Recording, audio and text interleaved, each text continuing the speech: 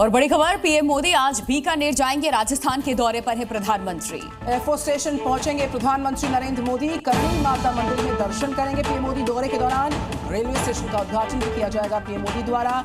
पालना में रैली का भी कार्यक्रम रहेगा प्रधानमंत्री नरेंद्र मोदी का। करणी माता मंदिर भी पहुंचेंगे, वहां पर मां के दर्शन किए जाएंगे पीएम द्वारा।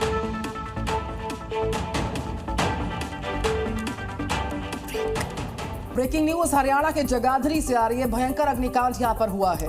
फर्नीचर फैक्ट्री में दरअसल आग से भारी नुकसान हुआ और इंदिरा कॉलोनी की फैक्ट्री में ये भीषण आग लगी। सारा फर्नीचर जलकर खाक हो गया। कड़ी मशक्कत के बाद हालांकि आग पर काबू पा लिया गया, लेकिन तब तक सब कुछ जल चुका था। तो जगाधरी हरियाणा की वो लोकेशन जहां पर भयंकर अग्निकांड हुआ है, तस्वीरें इस वक्त आपके सामने हैं। नुकसान काफी पहुंचा है।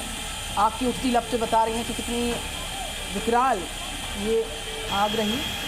इंदिरा कॉलोनी इलाका जगाधरी का, जहां पर भयंकर अग्निकांड हुआ।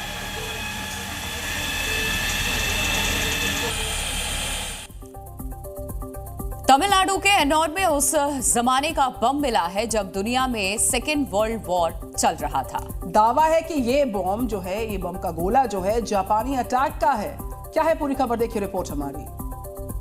माना जा रहा है कि 1940 के दशक में जापानी मिसाइल के बम दागे गए थे और बम वर्षा हुई थी, जिसका एक गोला विस्फोट नहीं हुआ और अब तमिलनाडु में खुदाई के दौरान मिला है।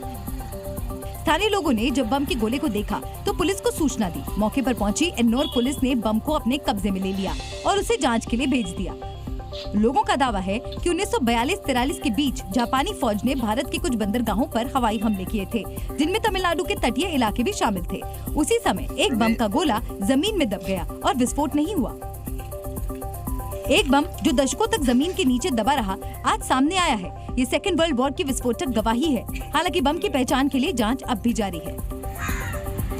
और बड़ी खबर आपको बता दें, दिल्ली एनसीआर में बारिश से हाल काफी ज्यादा बिगड़ गया। दिल्ली और नोएडा में कई पेड़ गिरे हैं।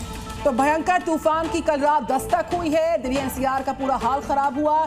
एनसीआर में और दिल्ली में अलग अलग इलाकों में जो आंधी तूफान था, उससे लोगों में डर का माहौल रहा। बरसात के साथ साथ न सिर्फ तूफान बल्कि ओलावृष्टि हुई।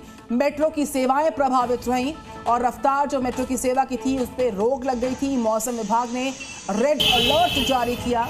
कई पेड़ गिरे हैं, कई गाड़ियों को नुकसान पहुंचा, 3 लोगों की मौत हुई। ऐसा हाल रहा इस भीषण तूफान के बाद दिल्ली एनसीआर के अलग अलग इलाकों का। तो एक तरफ लोगों को गर्मी से जरूर राहत मिली, लेकिन दूसरी तरफ ये आंधी तूफान और बारिश लोगों के लिए तबाही लेकर आई।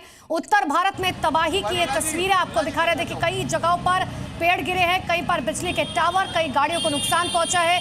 कई ऐसे घर हैं जिनके शीशे और दरवाजे तक टूट चुके हैं। सोसाइटी से कई ऐसी तस्वीरें सामने आई।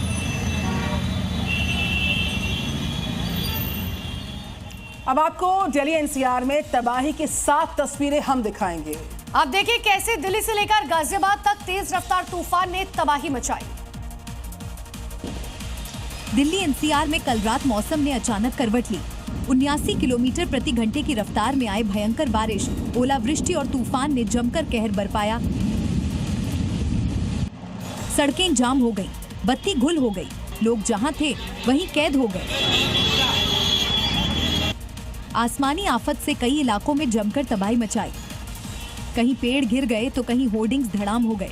ये तस्वीर है हजरत निजामुद्दीन पुलिस स्टेशन के पास की, जहां एक पेड़ गिर गया जिससे 2 गाड़ियां क्षतिग्रस्त हो गईं। निजामुद्दीन फ्लाईओवर के पास मेन रोड पर तो एक खंभा ही कुदरत के कहर की भेंट चढ़ गया। वहीं 3 मूर्ति रोड पर आंधी तूफान में एक पेड़ उखड़कर एक कार और एक मिनी ट्रक पर गिर गया।